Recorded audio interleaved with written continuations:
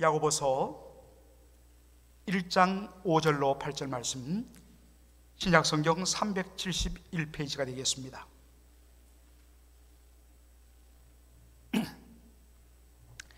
우리 5절부터 8절까지 다 같이 한 목소리로 우리 읽도록 하겠습니다. 너희 중에 누구든지 지혜가 부족하거든 모든 사람에게 후히 주시고 꾸짖지 아니하시는 하나님께 구하라. 그리하면 주시리라. 오직 믿음으로 구하고 조금도 의심하지 말라. 의심하는 자는 마치 바람에 밀려 요동하는 바다 물결 같으니 이런 사람은 무엇이든지 주께 얻기를 생각하지 말라. 두 마음을 품어 모든 일에 정함이 없는 자로다. 아멘. 야고보서는 지난번에 안 좋은 조금 부정적인 그러한 별명이 있다고 그랬습니다. 지푸라기 서신. 그러나 나중에 우리가 보면 알겠지만은 그것이 아닌 것을 우리가 2장을 자세히 살피면서 확인할 것입니다. 또한 이 야고보서의 별명 중에 하나는 신약의 지혜서입니다. 신약의 잠언과 같은 말씀이 바로 야고보서입니다. 참으로 이 야고보서를 통하여서 하나님께서 이 시대를 살아가는 성도의 경건과 또 믿음을 위하여 우리에게 놀라운 지혜를 부어주시고 그것을 볼 수 있고 깨달을 수 있고 붙들고 나갈 수 있는 은혜 주시기를 간절히 사모합니다. 제가 벌써 미국에 온 지 25년이 지났는데 미국에 공부하러 오기 전에 서울의 한 교회에서 고등학교 3학년 학생들을 대상으로 하는 고3부 사역을 제가 담당한 적이 있습니다. 교회가 규모가 컸기 때문에. 그리고 한국의 이 입시 지역이 얼마나 그 당시 대단했습니까? 그러다 보니까 학생 숫자도 많았지만은 특별히 이 학생들을 아주 잘 섬기도록 하기 위해서 따로 고3부라는 부서를 만들었습니다. 그래서 늘 아이들의 마음을 살피고 어루만지고 위로와 격려하는 그러한 사역을 했는데 이 고3부 사역 중에서 가장 중요한 사역 중에 하나가 뭐냐면 매년 수능시험날, 미국은 수능시험을 본인이 1년에 여러 번 볼 수 있지만 한국은 딱 한 번 11월 달에 보지 않습니까? 그 추운 날씨에 학생들을 보내놓고 부모님들 그리고 일가 친척들 그리고 그 부모가 속한 구역 식구들이 함께 모여서 한 1000명 이상이 그 예배당에 모여갖고 함께 아침부터 아이들이 시험이 마치는 오후까지 매 과목마다 말씀 전하고 찬송하고 뜨겁게 함께 기도하면서 하루를 그렇게 보내는 그런 기도회를 인도했습니다. 제가 앞에서 기도를 인도하는데 다 같이 우리 통성으로 우리 자녀들을 위해서 기도하죠 하고서 한참 기도하는데 갑자기 저 구석에서 어떤 엄마가 이렇게 기도했습니다. 주여 서울대! 주여 서울대! 자기 아이가 서울대 가기를 원하는 그런 마음 아주 그냥 적나라하게 그렇게 기도하시더라고요. 한편으로는 여러분처럼 웃기도 했지만은 한편으로는 마음이 짠했습니다. 얼마나 간절했으면 뭐 다른 거 다 그냥 떼버리고 주여 서울대 외쳤을까. 그리고 그런 기도하는 엄마 밑에서 알게 모르게 스트레스 받을 그 아이를 생각하고 마음이 짠했습니다. 여러분 결과가 어떻게 됐을까요? 그 결과는 궁금하신 분들은 예배 마치고 저한테 따로 물으시기 바랍니다. 당시 학부모들이 정말 자녀들을 위하여서 하나님 앞에 간절하게 부르는데 큰 힘이 되었던 붙잡고 기도하는 성경 구절 중 하나가 뭐냐면 바로 야고보서 1장 5절의 말씀이었어요. 너희 중에 누구든지 지혜가 부족하거든 후히 주시고 모든 사람에게 후히 주시고 꾸짖지 아니하시는 하나님께 구하라. 그리하면 주시리라. 구하라 그리하면 주시리라. 제가 첫 번째 시간에도 이야기했지만 야고보서에는 예수님의 산상수훈의 내용들이 그대로 녹아져 있습니다. 구하라, 그리하면 주시리라. 너희 중에 누구든지 지혜가 부족하거든 모든 사람에게, 가리지 않고 구하는 모든 사람에게 후히 주시고 꾸짖지 아니하시는 하나님께 구하라, 그리하면 주시리라. 이 말씀 붙들고, 하나님, 우리 아이는 이 부분이 약합니다. 이 과목이 약합니다. 주님, 기억력이 약합니다. 잘 기억나게 하여 주시고, 문제를 볼 때마다 외웠던 공식이 그대로 살아나고 그 문제의 의미를 바로 파악할 수 있는 지혜를 주옵소서. 부모들이 이 말씀 붙들고 간절히 기도했습니다. 참으로 그러한 상황에 잘 맞는 그런 말씀이 될 수 있죠. 그런데 여러분, 우리는 무엇보다도 이 말씀이 어떠한 상황에서, 어떠한 문맥에서 주어졌는가를 먼저 살필 필요가 있습니다. 야고보의 편지를 받는 사람들은, 수신자들은 흩어져 있는 12지파, 다시 말해서 바로 예루살렘 교회 성도들을 가리킨다 했습니다. 예루살렘 교회가 오순절 성령 강림 후에 아름답게 성장하다가 스데반이 순교를 당하고 그날로 대대적인 박해가 일어나면서 사도들을 제외하고는 거의 모든 성도들, 그 많던 성도들이 뿔뿔이 사방으로 다 흩어져 버렸습니다. 그래서 흩어진 12지파였습니다. 갑작스럽게 당한 이 고난과 시련 앞에서 그들은 정말 절망했습니다. 바로 이들을 위하여 야고보가 이야기합니다. 너희 중에 누구든지 지혜가 부족하거든 하나님께 구하라, 그리하면 주시리라. 고난당한 자들에게 필요한 것은 지혜였습니다. 지혜는 여러 가지 의미가 있습니다만, 특별히 이렇게 고난당하는 사람들에게 있어서 필요한 지혜는 무엇일까요? 제일 먼저는 이 고난 속에 들어있는 하나님의 뜻에 대한 분별입니다. 그리고 그 분별한 것을 가지고 믿음으로 경건하게 흔들리지 않고 살아갈 수 있는 ability, 능력, 이것이 지혜입니다. 단순히 무엇을 깨닫고 아는 것, 분별하는 것뿐만 아니라 그것을 근거로 해갖고 흔들리지 않고 고난 가운데서 믿음으로 경건하게 살아가는 능력까지 포함하는 것이 지혜란 것입니다. 지금 이 흩어져 있는 12지파 예루살렘 성도들은 바로 이것이 너무나 절실했습니다. 바로 이들을 향하여서 뭐라고 이야기했느냐? 너희 중에 누구든지 지혜가 부족하거든 모든 사람에게 후히 주시고 꾸짖지 아니하시는 하나님께 구하라, 그리하면 주시리라. 여러분, 우리가 특별히 주목할 것은 우리의 기도에 응답하시는 하나님에 대한 소개입니다. 굉장히 중요한 표현인데요, 너희 중에 누구든지 지혜가 부족하거든 모든 사람에게 후히 주시고 꾸짖지 아니하시는 하나님. 하나님은 어떤 분이신가? 후히 주시는 분이시다. 여러분, 우리 한국 언어에도 후하다, 넉넉하다.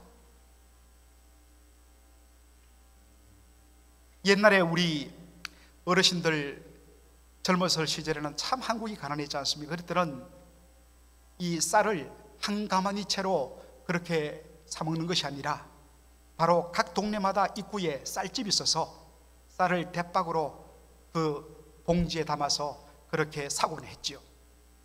그때 그 대박에 쌀 주인이 아주 깎습니다. 그냥 깎는 것이 아니라 싹 밑으로 넣어갖고 살짝 안으로 들어가도록 그렇게 합니다. 그러나 좀 마음이 넉넉한 그 쌀집 주인은 어떻습니까? 에라이 모르겠다, 기분이 다 하면서 한 줌 더 얹어갖고 후하게 넉넉하게 주지요. 그것을 우리는 후하다, 그런 개념이 있습니다. 영어 성경으로도 하나님은 어떤 분이시냐? He gives generously, 관대하게, 너그럽게. 벌써 여러분들 그 의미가 다가올 것입니다. 물론 우리 하나님은 구하는 자에게 후하게, 넉넉하게, 너그럽게 응답하시는 분이십니다. 에베소서 3장 20절에 보면 바울이 이렇게 말합니다. 우리 가운데 역사하시는 능력대로 우리의 온갖 구하는 것이나 생각하는 것에 더 넘치도록 능히 하실 이에게 우리 하나님은 어떤 분이신가? 우리가 구하는 것보다, 우리가 생각하는 것보다 더 넘치게 부어주시고 응답하시는 분이십니다. 심지어는 예수님께서 말씀하신 대로 그분은 아버지이기 때문에 자녀인 우리의 필요를 이미 다 알고 계시기 때문에 구하기도 전에 주실 것을 아시고 주실 때에 넉넉하게 아끼지 않는 아버지 하나님이라고 예수님 말씀하십니다. 그런데 여러분, 바로 여기서 우리가 이 후하다는 말을 좀 더 원어적으로 한번 살필 필요가 있습니다. 물론 이 후하다라고 번역된 이 말에는 generously, 관대하게, 너그럽게란 뜻도 있지만 이 말의 더 정확한 의미는 뭐냐? 바로 이것입니다. 영어로 말하면 simple 혹은 pure입니다. 사실은 따지고 보면 simple과 pure는 단순한 것과 순수는 의미적으로 같은 맥락입니다. 여러분, 우리 영어든지 한국말이든지 그 사람 참 단순해, 심플해 라고 했을 때에 좋은 의미도 있지만은 참 그 사람 단순한 사람이야 라는 것은 굉장히 부정적인 뉘앙스가 있습니다. 저 사람은 아무 생각이 없는 사람이에요. 저 사람 참 단순해. 칭찬하기도 하지만 한편으로는 그 사람에 대한 부정적인 뉘앙스가 있는 말이 simple, 단순하다는 말입니다. 그런데 여러분, 이 단순이란 것, 한자를 여러분 한번 보십시오. 헛단자, 오직 단자, 순수할 순자입니다. 어떤 물건이나 광물을 쪼개고 쪼개갖고 그 속에 있는 모든 불순물들을 하나씩 하나씩 다 채가고 마지막 남은 그 순수한 덩어리 자체, 순수 자체, 요걸 뭐냐? 심플이라고 합니다. 그래서 pure, 순수란 말입니다.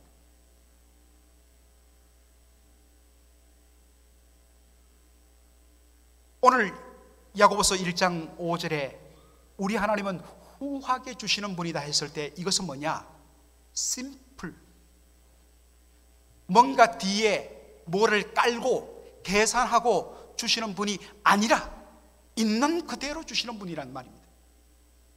여러분, 우리 이 땅 위에서 통용되는 원리가 뭡니까? give and take입니다. 내가 준 만큼 받는 것이고 내가 받는 만큼 또 주어야만 앞으로 관계가 계속 유지된다. give and take의 원리가 적용됩니다. 우리가 다른 사람의 부탁을 들어줄 때는 그 밑에 하나가 깔려 있죠. 앞으로 내가 부탁할 때 너도 들어줘야 해. give and take입니다. 이것이 이 땅의 룰입니다. 세상에 공짜가 없지요. 그런데 우리 하나님은 후히 주시는, 구하는 자에게 후히 주시는 하나님. 하나님은 그 밑에 뭐 깔지 않습니다. 내가 응답하니까 너 순종 잘해야 돼. 물론 당연히 우리는 하나님의 응답에 감사해서 우리가 하나님을 기쁘시게 하고 순종하는 삶을 살아야 하는 것이 마땅하지만 하나님께서 우리의 기도를 응답하실 때에 뭔가 내가 주었으니까 너 나한테 더 잘해야 돼, 밑에 깔지 않고 주시는 분이란 겁니다. 그래서 우리 하나님은 심플한 하나님이시고 우리 하나님은 퓨어, 순수한 하나님이란 것입니다. 커버넌트 신학교의 신약학 교수였고 지금은 목회하고 계시는 다니엘 도리아니 교수님은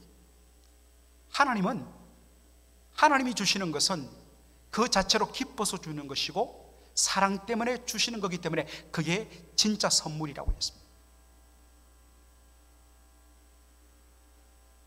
하나님은 우리에게 주실 때에 기뻐서 주시고 우리에 대한 사랑 때문에 주시지 뭔가를 요구하기 위하여 우리에게 주시는 것이 아니란 것입니다. 물론 하나님께서 응답해 주시는 그 은혜에 감사하면서 정말 기쁨으로 우리는 하나님을 더 영화롭게 하려는 삶을 사는 것 마땅한 삶입니다. 그러나 그것을 위하여 요구하기 위하여 하나님께서 우리에게 응답하시는 것이 아니란 것입니다. 하나님은 문자 그대로 순수한 분이십니다. 그래서 하나님은 구하는 자, 그 사람의 구하는 것에 대해서 그대로 주시는 분이라는 말씀입니다. 하나님의 단순하심과 순수하심은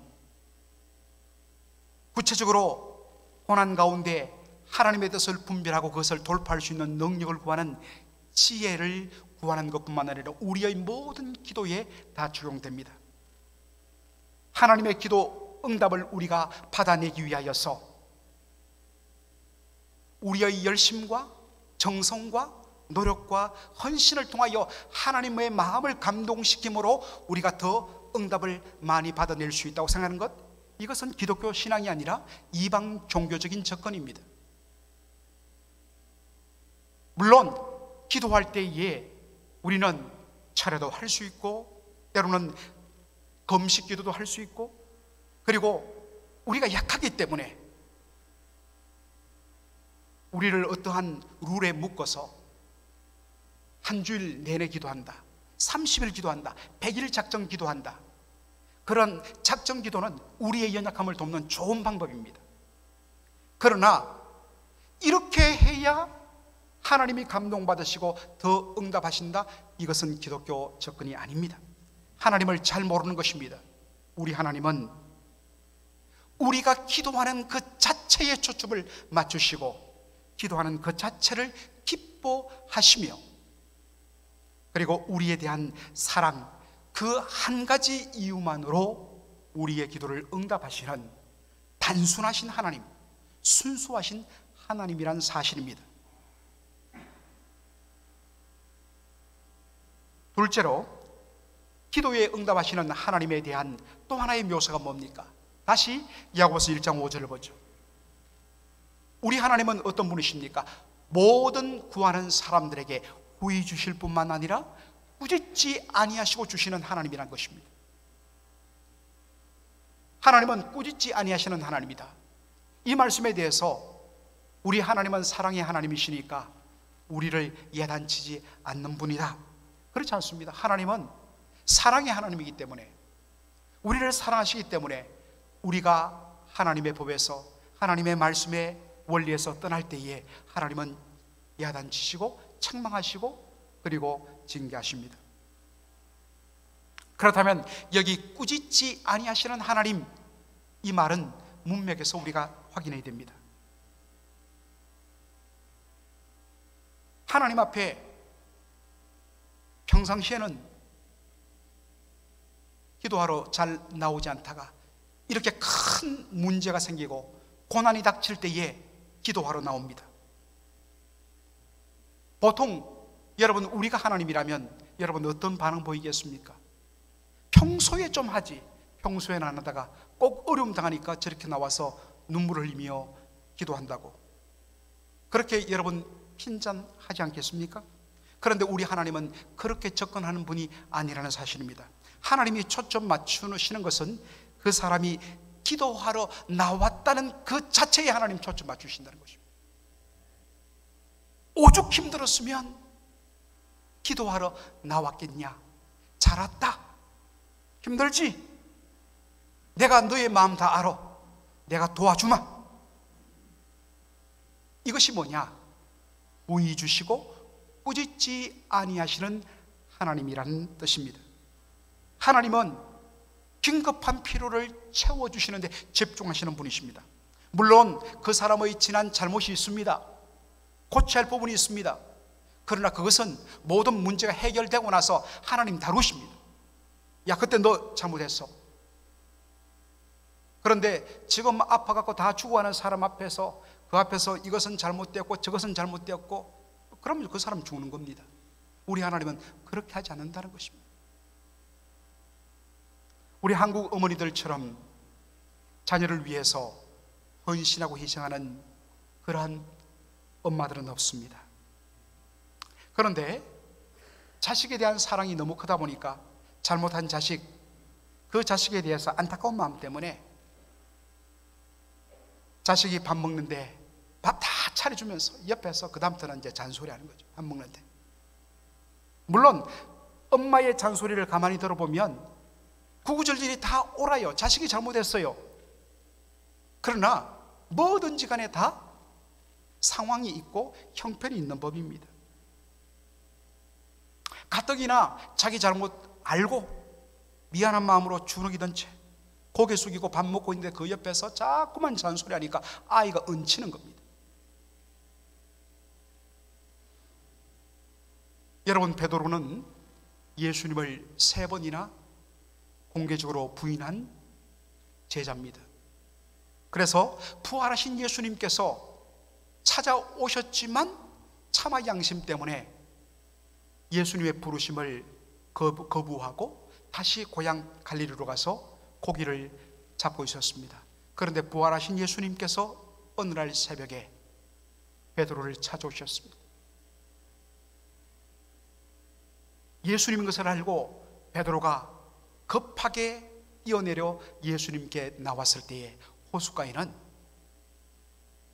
여러분, 예수님께서 부활하신 그 시점이 4월 초기 때문에 이 이스라엘 사막기후에 4월달 이 봄은 새벽은 굉장히 쌀쌀합니다. 더군다나 갈릴리 호수, 그 거대한 호수에는 바람이 불기 때문에 굉장히 춥습니다. 나왔더니 이미 몸이 오들오들 떨리는데 나왔더니 예수님께서 불을 피우고 그 위에, 숯불 위에 빵을 구워 놓으셨고 그리고 생선을 구워 놓으셨습니다. 예수님 딱 한마디 하십니다. 와서 조반을 먹으라. 우리 말로 하면 밥 먹자. 그리고는 베드로가 밥 먹는 내내 아무 말씀하지 않았습니다. 허기진 배를 다 채우고 나서, 그리고 나서 비로소 예수님 하신 말씀 뭡니까? 베드로야, 네가 이 모든 사람들보다 나를 더 사랑하느냐? 예, 그렇습니다. 그러면 됐다. 내 양을 먹이라. 이렇게 사명 주시는 것입니다. 이것이 후히 주시고 꾸짖지 아니하시는 우리 하나님의 모습입니다. 그러니 지혜가 부족하거든, 너희 가운데 부족한 것이 있거든, 하나님 앞에 나와서 구하라. 그래 아니면 하나님께서 후히 주시고 너희들에게 넘치게 부어주실 것이라는 말씀입니다. 그런데 우리가 기도할 때에 반드시 피해야 할 것이 하나 있습니다. 그것이 6절로 8절에 나오는 말씀이죠. 오직 믿음으로 구하고 조금 더 의심하지 말라. 의심하는 자는 마치 바람에 밀려 요동하는 바다 물결 같으니 이런 사람은 무엇이 있는지 주께 얻기를 생각하지 말라. 두 마음을 품어 모든 일에 정함이 없는 자로다. 하나님이 요구하시는 것은 오직 믿음으로 구하고 조금 더 의심하지 않는 것입니다. 의심하는 자는 주께 도무지 얻기를 기대하지 말라 말씀합니다. 여러분, 과연 의심하면 하나님께서 응답해 주지 않으실까요?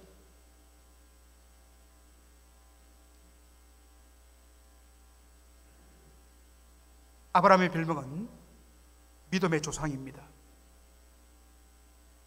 그러나 창세기를 읽어보면 그가 믿음의 조상이 된 것은 그의 오랜 세월 동안 그를 다루시고 깎으셔서 마침내 그의 인생 말년에 가서 온전한 믿음을 갖춘 아브라함을 향하여 주께서 주신 표현이고, 아브라함의 삶을 보면 얼마나 그가 흔들리고 불안정하고 때때로 하나님의 말씀을 의심했는지를 우리가 잘 보게 됩니다. 하나님께서 아브라함에게 찾으셔서 내년 이맘때에 사라가 너에게 아들을 낳으리라고 말씀하실 때 아브라함이 뭐라고 이야기합니까? 하나님, 말 안 됩니다. 제 나이 99세, 제 아내 사라 나이 89세, 내년이면 100세고 90세인데 어떻게 아이를 낳을 수가 있습니까? 이미 그 경도가 다 말랐습니다. 그래서 웃습니다. 그럴 때 하나님 어떻게 하십니까? 그래? 내가 주려 했는데 네가 의심해? 그럼 없던 걸로 하지 않습니다. 창세기 18장 14절을 보십시오. 여호와께 능치 못한 일이 있겠느냐? 기한이 이럴 때에 내가 내게로 돌아오리니 사라에게 아들이 있으리라. 오히려 하나님께서 의심하는 아브라함을 설득하십니다. 그리고 하나님께서는 하나님이 하신 이 약속을 하나님께서 성취하십니다. 이런 과정을 통하여서 아브라함의 믿음이 굳세게 자리 잡은 것입니다. 그렇다면 여러분, 야고보가 말하는 의심이란 말, 의심하는 자는 하나님께 도무지 얻을 줄로 생각하지 말라는 이 의심하다는 말은 무슨 뜻일까요? 의미가 조금 다릅니다. 자, 여러분들, 야고보서가 말하는 의심은 영어로 표현하면 overjudging입니다. 저지란 것은 심판하고 판단하는 것이죠. 그런데 over를 넘어선 것 말입니다. 과도하게 판단하는 것, 굳이 그렇게 생각할 필요가 없는데 너무 과도하게 판단하고 그렇게 결정을 내린다는 말입니다. 최영삼 교수님은 이 부분을 이렇게 해석했습니다. 내가 주께 이렇게 큰 잘못을 저지르고 내가 하나님 보시기에 이렇게 부족한 일을 하고서 어떻게 하나님께 나가서 하나님 제 기도를 들어주십시오라고 말할 수 있을까? 하나님께서도 나를 그렇게 보실 거야? 라고 자기 스스로 과도하게 판단하고 하나님 앞에 기도하러 나오기를 아예 포기하는 것, 이게 뭐냐? 의심하다란 말의 의미라는 것입니다. 우리가 믿음이 약하면, 아직도 우리가 말씀에 대해서 온전히 이해하지 못하면 하나님의 말씀에 대해서 당연히 의심이 들죠. 그러나 하나님께서 성도를 아브라함 다루듯이 오랜 시간을 통하여서 하나님의 은혜 가운데 다루심으로 어느 순간부터 의심되던 부분들이 하나씩 둘씩 믿어지는 것입니다. 그러니까 이것은 하나님께서 그렇게 다루십니다. 그런데 여기서 말하는 의심은 뭐냐? 오버저징. 하나님께서 나처럼 부족한, 나처럼 평상시에 기도하지 않는, 나처럼 평상시에 잘못이 많은 이런 나를 하나님께서 받아주실까? 아닐 거야. 자기 스스로 지레짐작하고 판단하고서 그러므로 기도해도 소용없지, 스스로 포기해버리는 것, 이것이 바로 의심이라는 것입니다. 이렇게 생각하고 스스로 기도하기를 포기하면 하나님께서 준비하고 계시는 이 놀라운 복을 얻을 수 없다는 것입니다. 그렇다면 믿음으로 하는 기도는 뭐냐? 주여 믿습니다, 믿습니다 라는 그러한 의미도 되지만, 믿음이라는 것은 뭐냐? 우리에게 주실 때에 밑에 어떤 계산을 깔고 주는 것이 아니라 심플하게, 순수하게 우리의 연약함을 보시고, 그리고 꾸짖지 아니하시고 우리의 필요에 집중해서 있는 그대로 주시는 그 하나님, 하나님의 사랑과 하나님의 신실하신 성품에 대한 바로 신뢰로 그것 붙잡고 나가는 것이 뭐냐? 믿음의 기도란 것입니다. 말씀을 마무리합니다. 우리 하나님은 어떤 분이신가? 하나님은 simple God, 하나님은 pure God입니다. 뭔가를 밑에 깔아놓고 어떠한 것을 우리에게 조건으로 내세우면서 이것 네가 하면 내가 응답해 줄게 하시는 분이 아니십니다. 하나님은 오직 기뻐서, 우리가 기뻐서, 우리가 너무 사랑스러워서 우리의 기도에 우리의 필요를 채워주시는 분이십니다. 하나님은 기도하러 나온 우리를 향하여 책망하거나 잔소리하시는 분이 아니십니다. 하나님은, 하나님의 유일한 관심은 기도하러 나온 우리, 그리고 우리의 절박한 그 심정, 거기에 하나님의 초점이 맞춰 계십니다. 바로 우리 하나님이 이런 분이심을 신뢰하는 것이 뭐냐? 신뢰했기 때문에 주여 하고 나와서 기도하는 게 뭐냐? 믿음의 기도라는 것입니다.